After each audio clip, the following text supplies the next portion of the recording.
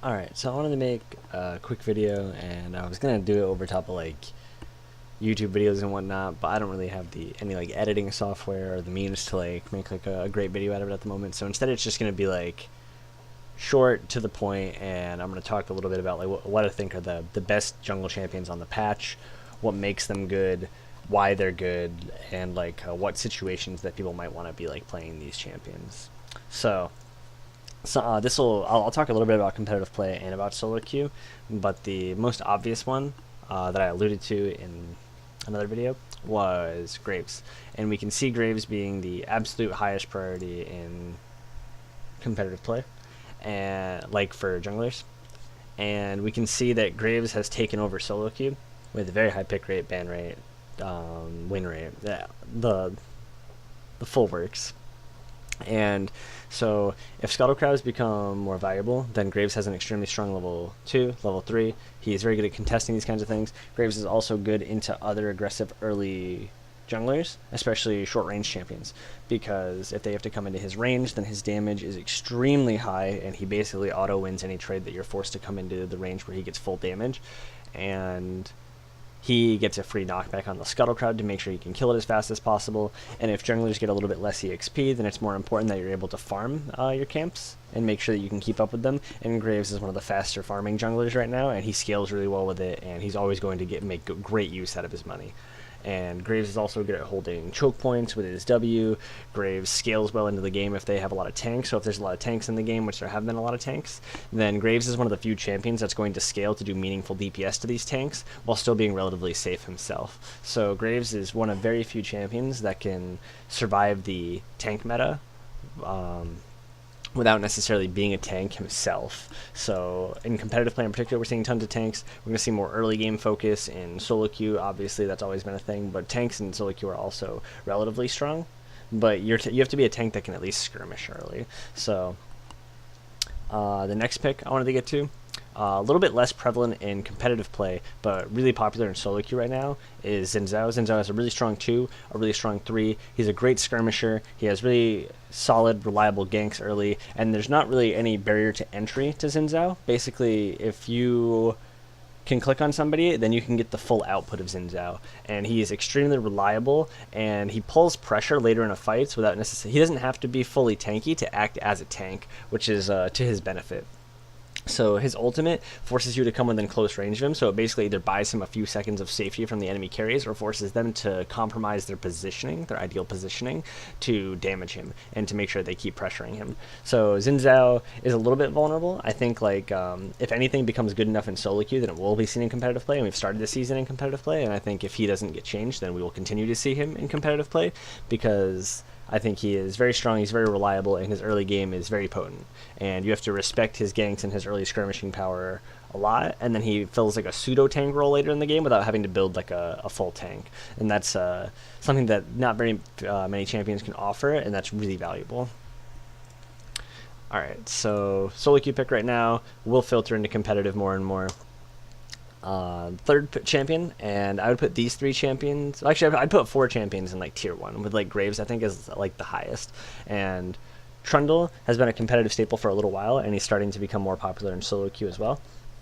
So Trundle is really strong because Trundle has really strong dueling potential early. If you come into Trundle, he will basically always win a fight against you because he steals your stats while buffing up his own. He has 2 steroids for himself plus reduces yours. So in the effective difference, he basically has 3 steroids for himself.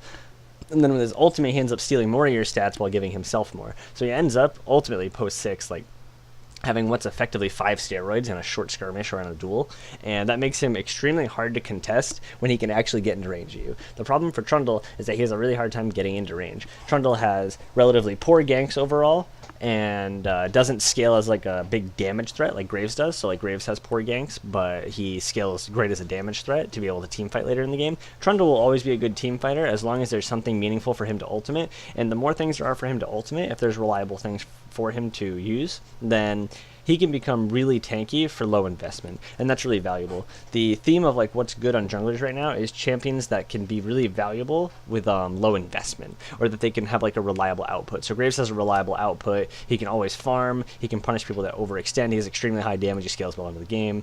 Xin Zhao is very reliable early in the game, and he scales into like a tank role even without needing super tank stats, so you can kind of buy a lot of time. Trundle in the same vein, he takes their tank stats and makes them for himself. He can build really supportively for his team, and it doesn't hurt him very much. He's a great bundle of stats early. He's great at taking neutral objectives, and his pillar is really good for setting up kills in some scenarios. He has special synergy with things like Yasuo. You can literally just pillar somebody, ult them, and then it can be like a reliable kill setup. Fnatic was using that to great effect at MSI. And so Trundle doesn't have great ganks, but he's a really good team fighter later in the game as long as he has a good target to ultimate. And he doesn't have the most utility, but he makes up for it in being like a bundle of early game skirmish stats, and then having the potential to remove stats from the enemy team, either early in skirmishes or later in the game through his ultimate. So he maintains relevancy through his pillar and ultimate, independent of anything else that's happening in the game. And then the fourth pick that I think will be really good, and especially in competitive play, will be Skarner. So if you're going to be contesting things more in the river, then Skarner has an extremely strong river, as long as he can get the Spire. So if he beats you to the Spire, or they already have the Spire, or they have strong lanes on that side, so he gets to go into the river first, then he's going to have control of the Spire, and Skarner around his Spire is nearly uncontestable with the amount of damage that he can do, and the fact that he can spam his spells. They cost basically no mana, and it gives him a ton of movement speed and attack speed to be able to contest you. And then it makes his scuttle killing extremely quick. The only camp that he can't have a Spire for is Kha'zix, so he has a big variety in the kinds of clears that he can do, even post changes. He's really good at securing Scuttle Crab. He forces the enemy to buy a lot of QSS, and in some cases, depending on the champion, this can just be an outright waste of gold. So you can consider that like Skarner's utility can fall off as the game progresses, because he has a hard time getting in, which is alleviated by Predator and by Flash and Shirelias and Righteous Glory. He can build a lot of those items to enable himself, or allies can build Shirelias to enable him. Then at least he's still forcing something out of the enemy, because there's always the threat of like Predator, Shirelia's flash ult on a carry, and the carry just dies outright if they didn't buy a Mercurial, right? So there's always that threat, and because there's always that threat, then basically everybody that's a priority target is forced into building QSS. Like, and if you have like a Tahm Kench that you pick to counter the Skarner, then often the carries need QSS in case they're ever not near Tahm Kench, in case they split the map a certain way. And then the Tahm Kench also needs QSS, because he could be the one to get pulled, and Tahm Kench doesn't generally get the money to be super tanky himself until super late. So he forces a lot of gold to be wasted or spent less than ideally on the enemy team, which slows down their scaling, and he slows the game down as a result. He's one of the fastest tanks at clearing earlier, one of the best skirmishers early, and then he simultaneously slows down the way that they want to play. So that's incredibly valuable, and that delays like item spikes on AD carries. That can delay mid laners if they have to build like a QSS early, because otherwise they might be able to get a significant damage spike, and if they have to wait another 1,300 gold, then you can actually abuse that 1,300 gold window where you guys are stronger. And then I want to do a couple of honorable mentions for champions that I think will be good, but aren't like the top 4, which are Graves, I think, is the best, and then Trundle, Xin Zhao, and Skarner, I think, are all good. So honorable mentions, Zach has been a competitive staple for a while. This is because Zach is reliable. His early game blows. You know that you're not getting shit out of Zach's early game.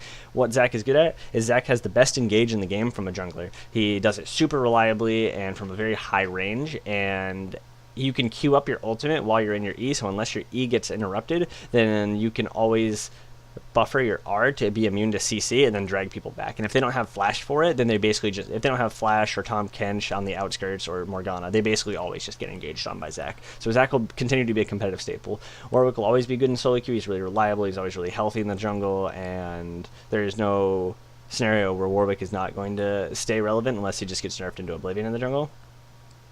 Other champions I think are good. Sejuani can still be picked around like melee champions, especially if you want to play her on top side early. I still think she is good for that. She has pretty good engage. It's a little less reliable than like Zach's engage range and like how freely he can do it. Also, his isn't really Q accessible, which is a very valuable trait to have. So Sejuani's okay as far as tanks go.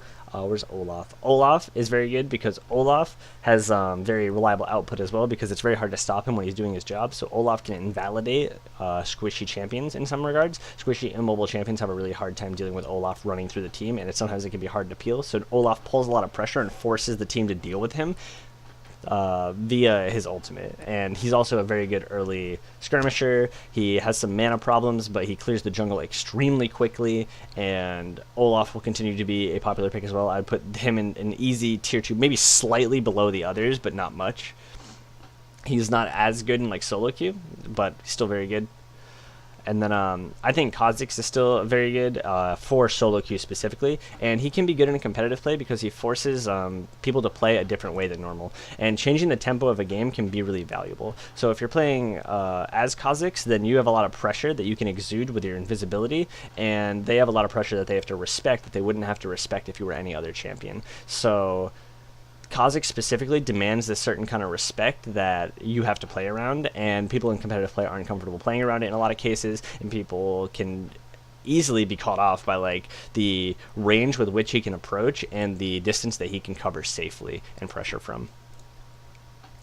I think that was all of the junglers that I wanted to cover. I honestly think Ivern could be on the comeback too. He has been buffed a couple times now, and junglers are already building relatively supportive items, so Ivern, you could look to Ivern as being like a pick that's on the upsurge again. And if you can't punish Ivern or for like the window early, then his team fighting is crazy, because if you have like a couple of carries, like he enables them to be so much more powerful. So those are the champions that I think are super good. It's Graves, and then Xin Zhao, Trundle, and Skarner. And then I think anything of Zac, Sejuani, Warwick, Kha'Zix are all plenty fine. In solo queue, you can obviously play stuff like Rek'Sai, Elise, and all the other aggressive champions. Kindred's okay, things like that. I think Ivern could be good. You can play Evelynn. Evelyn's great in solo queue. But I think these are the most reliable champions for like their output, and they scale well into the game, and they fill specific roles, or they can always do their output independent of like how the game is going, which is extremely valuable. So I hope this helps some people. I think it's more focused on competitive play than solo queue, but I try to touch a little bit on both. Sorry, it's a little wordy, and I don't have like great graphics or anything, but I hope this is informative to some people. And good luck on patch 8.10.